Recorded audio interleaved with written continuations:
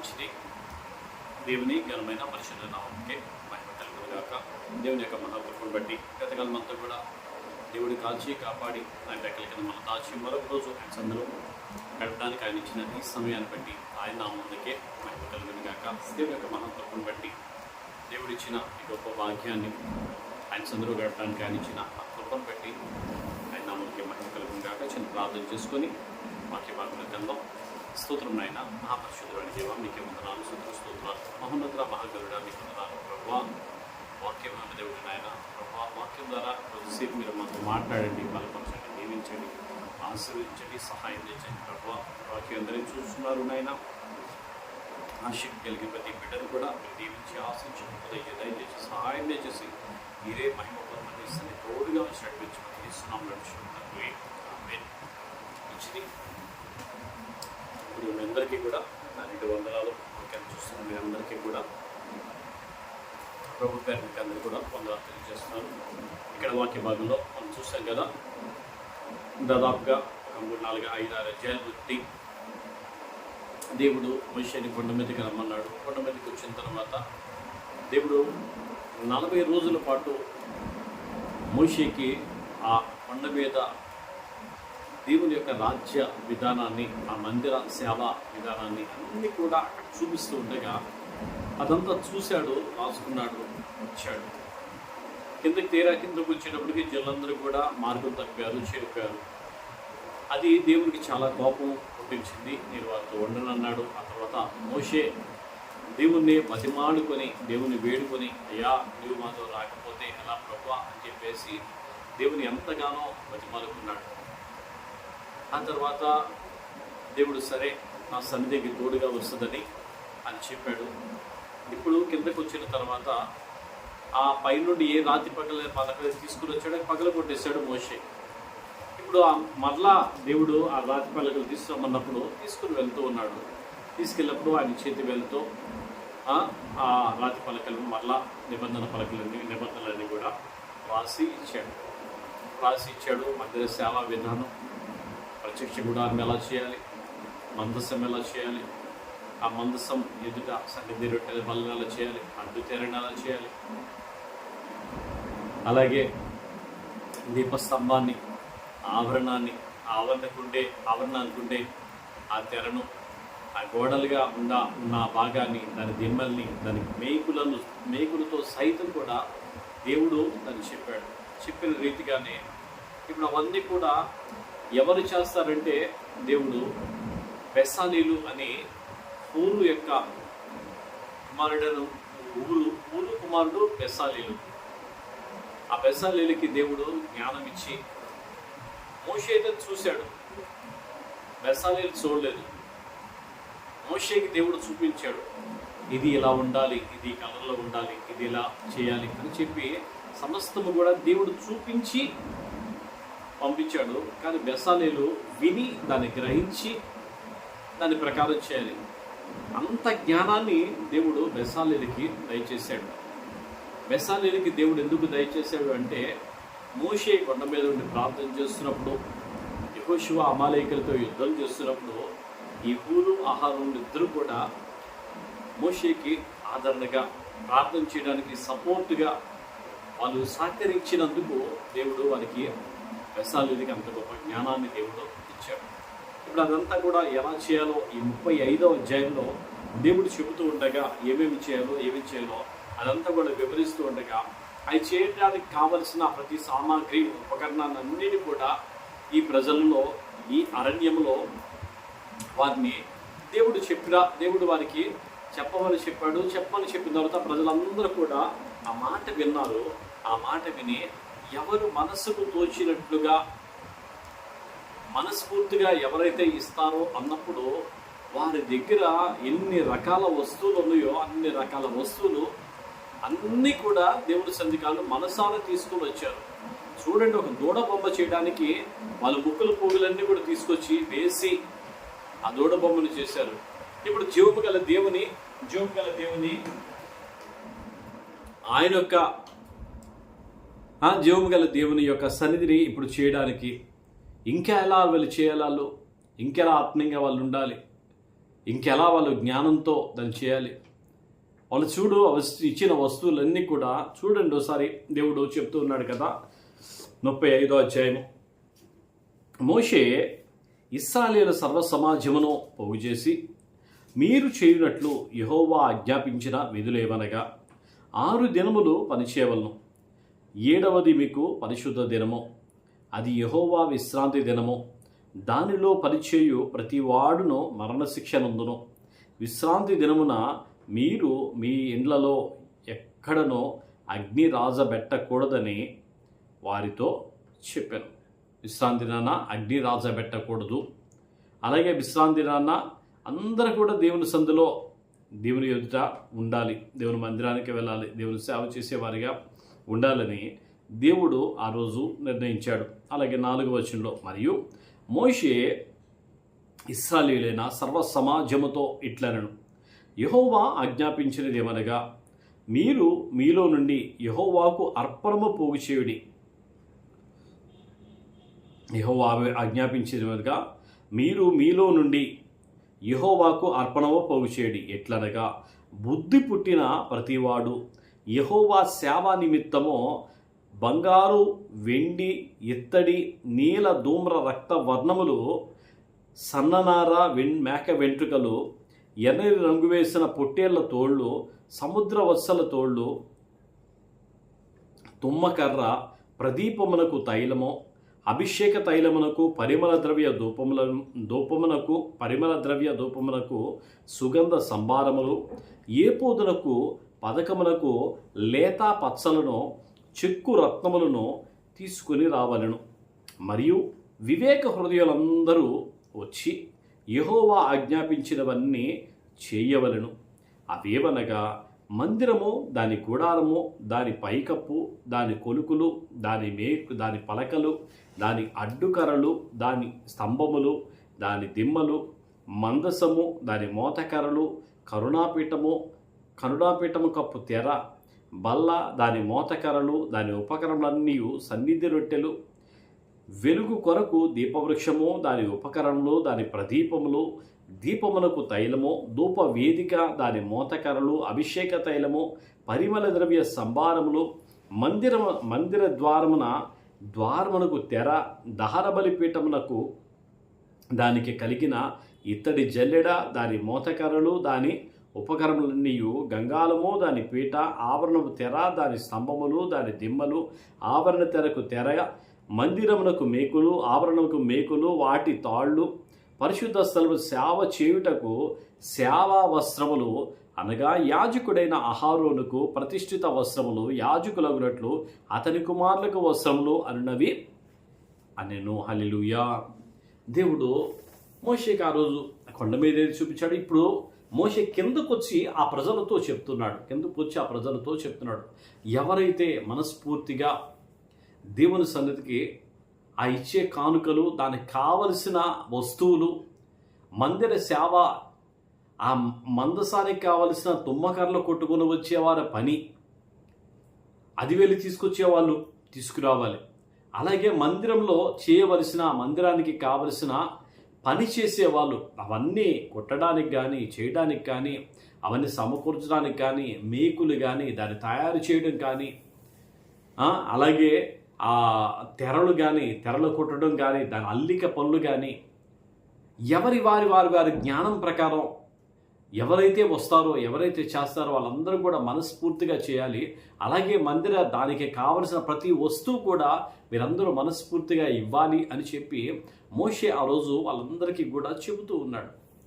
సర్వ సమాజాన్ని కూడా పోగు చేసి సర్వ సమాజానికి కూడా ఈ మాటలు చెప్పగా వాళ్ళందరూ కూడా మనస్ఫూర్తిగా దేవుని సందులో ఆ రోజు ఆ ప్రత్యక్ష గుడార నిర్మాణానికి కావలసిన ప్రతి దాని సమకూర్పును వారు ఇచ్చారు. మోతకర్రలు తీసుకొచ్చారు. అలాగే బంగారానికి కావాల్సిన బంగారాన్ని తీసుకొచ్చారు. ఇత్తడికి కావాల్సిన వాటికి ఇత్తడి తీసుకొచ్చాడు. గంగాళానికి అలాగే జల్లెడికి కావలసిన వస్తువులు, దానికి కావలసిన వస్తువులు ఏదైనా కానీ వాళ్ళ మధ్యలో ఉన్న ప్రతి దాన్ని, అలాగే ఏ పోతు కావాల్సిన పథకానికి అందులో ఉన్న రాళ్ళు కూడా వారు ఆ రోజు తీసుకొచ్చి వాళ్ళందరూ కూడా అయితే దేవుడికి ఎవరెవరి దగ్గర ఏమేమి ఉన్నాయో అన్నీ కూడా తెలుసు. అందుకే దేవుడు ఏవేవి కావాలో అన్నీ కూడా దేవుడు అడిగాడు, దేవుడు చెప్పాడు. దేవుడు చెప్పిన రీతిగానే ఆ ప్రజలందరూ కూడా తీసుకొచ్చి అవన్నీ కూడా మోషే ఎదుట పెట్టారు. పెట్టడమే కాదు కానీ దేవుని పని అంటే ముందుకు వచ్చాను ఆ పని అంతా కూడా చేశారు. ఆ పనిలో అంతా కూడా ప్రత్యక్ష గుడారం చేయడానికి వారందరూ పూనుకున్నారు. ఎవరెవరు వారి వారి జ్ఞానం ప్రకారం, వారికి ఉన్న తలాంతుల ప్రకారం, వారికి ఉన్న ఆలోచనల ప్రకారం అందరూ కూడా అందులో పాలు పొంది ఆ పని చేయడానికి ముందుకొచ్చారు. చూడండి, ఇక తర్వాత ముందు చూద్దాం మనం 20వ వచనంలో, ఇశ్రాయేలు సర్వ సమాజమంతయు మోషే ఎదుట నుండి వెడలిపోయిను. తర్వాత ఎవరి హృదయం వారిని రేపెనో, ఎవరి మనసు వారిని ప్రేరేపించనో వారందరూ వచ్చి ప్రత్యక్ష గుడారం యొక్క పని కొరకు, సమస్త సేవ కొరకు, ప్రతిష్ఠిత వస్త్రముల కొరకు యెహోవాకు అర్పణము తెచ్చిరి. స్త్రీలు కానీ పురుషులు కానీ ఎవరెవరి హృదయంలో వారిని ప్రేరేపించునో వారందరూ యెహోవాకు బంగారు అర్పించిన ప్రతివాడును ముక్కెరలను, పోగులను, ఉంగరములను, తావలములను, సమస్త విధములైన బంగారు వస్తువులను తెచ్చిరి. మరియు నీల ధూమ్ర రక్తవర్ణములు, సన్ననార, మేక వెంట్రుకలు, ఎర్ర రంగు వేసిన పొట్టేళ్ల తోళ్ళు, సముద్రవత్సల తోళ్ళు, వీటిలో ఏవి ఎవరి యొద్ద ఉండెనో వారు వాటిని తెచ్చిరి.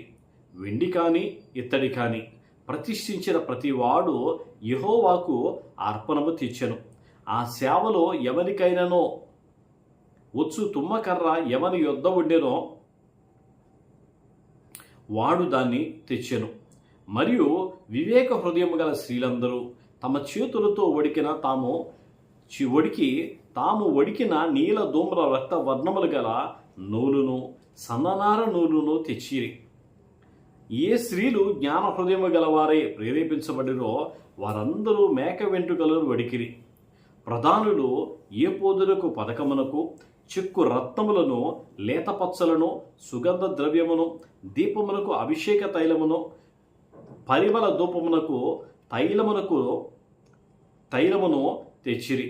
మోషే చేయవలెనని యెహోవా ఆజ్ఞాపించిన వాటన్నిటిని కొరకు ఇశ్రాయేలు పురుషులేమి స్త్రీలేమి తెచ్చుటకు ఎవరి హృదయమో వారిని ప్రేరేపించినో వారందరూ మనఃపూర్వకంగా యెహోవాకు అర్పణములను తెచ్చిరి. హల్లెలూయా. దేవుడు చెప్పిన రీతిగా మోషే ఏ విధంగా అయితే ఆ ప్రజలకు చెప్పాడో వాళ్ళందరూ కూడా మనస్ఫూర్తిగా మనసారా దేవునికి అవన్నీ కూడా అర్పణలన్నీ కూడా తీసుకొచ్చి వారికి అప్పగిచ్చారు. తెరకి చేయడానికి కావలసిన ఆ నూలు కానీ, అలాగే తెర కప్పు కావలసిన సముద్రవత్సపు తోలతో చేసినవి కానీ, మేక వెంట్రుకలతో చేసినవి కానీ, దాన్ని ఒడికి అల్లిక పనిగా చేసినవి కానీ, వారి జ్ఞానం ప్రకారం, దేవుడు వారికి ఇచ్చిన తలాంతుల ప్రకారం, దేవుడు వారికి ఇచ్చిన ఆలోచన ప్రకారం అన్నీ కూడా వాళ్ళు వివేక హృదయము గలవారై అన్నీ కూడా తీసుకొచ్చి దేవుని సందులో పెట్టడమే కాదు కానీ ఆ పనికి అందరూ కూడా పూనుకొని, దేవుని పని అంటే అందరం కలిసి చేయాలి. ఒకరు గొప్పని కానీ ఒకరు తక్కువని కానీ ఉండకూడదు. అందరూ కూడా దేవుని పనిలో పాలిభాగస్తులమై పనిచేయాలి. మనందరం కూడా ఏక శరీరమై ఎలాగైతే ఉన్నామో క్రీస్తులో ప్రభు చెప్తూ ఉన్నాడు, మనందరం కూడా ఏక శరీరమై ఉన్నాం. ఆయన శిరస్సు అయి ఉన్నాడు. మనం ప్రతి ఒక్కరం కూడా అవయములుగా ఉన్నాం. చేయి చేసే పని చేయి చేయాలి, కాలు చేసే పని కాలు చేయాలి. అవయవంలో ఏ పార్ట్ ఏ పని చేయాలో ఆ పార్ట్లో ఆ పని అన్నీ కూడా ఎలాగైతే చేయాలో ఈ ఇశ్రాయేలు ప్రజలందరూ కూడా ఆ మందిర నిర్మాణానికి కావలసిన ప్రతి ఉపకరణాన్ని కానీ, ప్రతి వస్తువుని కానీ, దానికి కావలసిన సామాగ్రి కానీ సమస్తమును కూడా అందరూ వారి హృదయాలు రేపిన ప్రకారం అన్నీ కూడా తీసుకొని వచ్చి వారికి తోచిన పని, ఎవరి మనసు రేపెనో ఆ రేపిన మనస్సు ప్రకారం వాళ్ళందరూ కూడా వచ్చి దేవుడు ఎలాగైతే ప్రేరేపిస్తే, దేవుడు ఎలాగైతే చేయమని చెప్తే, దేవుడు ఏ విధంగా చేయమని చెప్తే ఆ చేసే ఆ విధానం అంతా కూడా తీసుకొచ్చి వాళ్ళు అక్కడ చేశారు. ప్రదీపానికి కావలసిన ఆ దీపవృక్షానికి కావలసిన ఆ నూనె కానీ, తైలము కానీ, అలాగే దాన్ని సాంబ్రాణి వేయడానికి, ధూపం వేయడానికి కావలసిన ధూపార్తికి కావలసిన సుగంధ పరిమళ ద్రవ్యాలు కానీ అవన్నీ కూడా వాళ్ళు తీసుకుని వచ్చారు. ఎవరి దగ్గర తుమ్మకరం ఉందో తుమ్మకరం తీసుకొని వచ్చారు. దేనికి? ఆ మందస్సం చేయడానికి. అవన్నీ కూడా తీసుకొచ్చి దేవుని మందిరంలో అక్కడ పెడుతూ ఉన్నారు. అవన్నీ కూడా చేస్తూ ఉన్నారు. చూడండి ఇంకా కొద్దిగా 30వ వచనంలో, మరియు మోషే ఇశ్రాయేలుతో ఇట్లనెను, చూడుడి, యెహోవా ఊరు కుమారుడును హూరు మనవుడైన బెసాలీలు పేరు పెట్టి పిలిచి విచిత్రమైన పనులు కల్పించుటకు బంగారుతోనూ వెండితోనూ ఇత్తడితోనూ పని చేయుటకును రత్నములను సానబెట్టి పొదుగుటకును చెక్కుటకును విచిత్రమైన పనులన్నిటినీ చేయుటకును వారికి ప్రజ్ఞా వివేక జ్ఞానములు కలిగినట్లు దేవుని ఆత్మతో వాణ్ణి నింపియున్నాడు. అతడు దాను గోత్రికుడును అహీసమాకు కుమారుడైన అహోలియాబును ఇతరులకు నేర్పునట్లు వారికి బుద్ధి పుట్టించెను.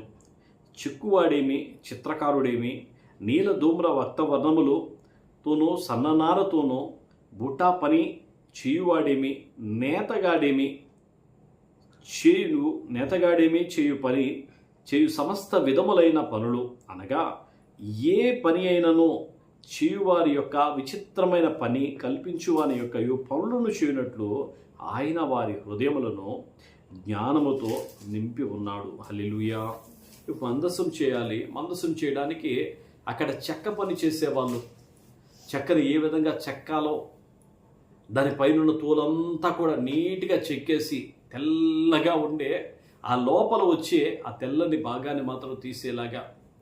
చూడండి, మన పరిస్థితిగా చూసినా సరే మనం కూడా లోకంలో పాపముతో నిండిపోయి ఉండగా ఆ లోకంలో పాపముతో నిండిపోయిన మనము పాపమును కప్పుకొని ఉండగా ఆ కప్పుకున్న పాపానంతా తీసివేసి పరిశుద్ధాత్మ శక్తితో మంచి హృదయాన్ని, తెల్లని పాల వంటి హృదయాన్ని దేవుడు మనకి ఎలాగైతే ఇచ్చాడో దానికి మరలా బంగారు రేకును పొదిగించడానికి, దాన్ని చేయడానికి ఓ పనివారు దాన్ని చక్కగా దాన్ని పొదిగించి ఎక్కడ కానీ సొట్ల కానీ ఎక్కడ కానీ మచ్చలు కానీ ఏమీ లేకుండా చక్కగా దాన్ని అద్దినట్టుగా ఏమాత్రం కూడా, అంటే ప్రభు సాదృశ్యంలోకి మనం వచ్చేటట్లుగా, మనం చూసిన వాడు ప్రభునే చూసేటట్లుగా, అటువంటి ఆత్మతో మనం నింపబడ్డట్టుగా దేవుని ఆత్మ బెసాలీలకి తోడుగా ఉండమే కాదు కానీ బెసాలీలు ఆ పనిచేసే వారందరికీ కూడా పనిచేసే వారందరికీ కూడా బోధిస్తూ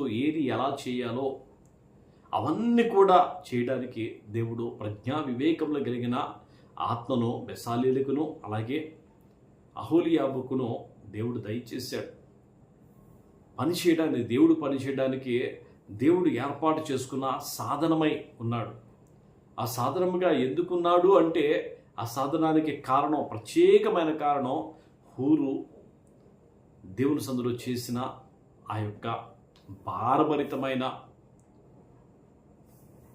ప్రజల కోసం ఎంతో భారం కలిగి చేసిన ప్రార్థన సహకారం. ఆ ప్రార్థన సహకారం అనేది బెసాలీలకి దేవుని మందిర సేవ చేసే జ్ఞానాన్ని ఇచ్చింది. దేవుడు ఏది కూడా అచ్చి ఉంచుకునేవాడు కాదు.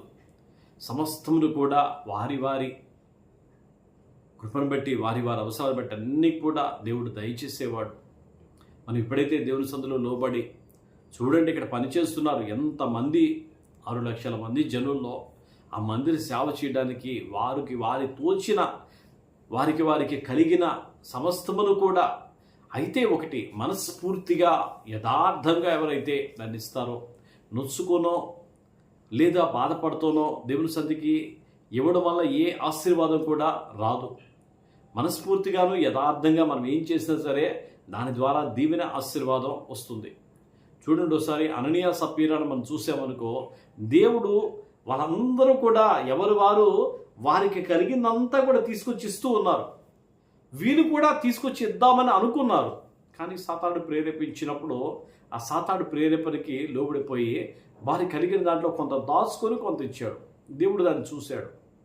అంటే ఇచ్చే మనసు ఎలా ఉండాలంటే పరిపూర్ణంగా ఉండాలి. దేవుడు కోరుకునేది అదే. మన దేవుని కోసం పని చేస్తున్నామంటే మనసారా మనస్ఫూర్తిగా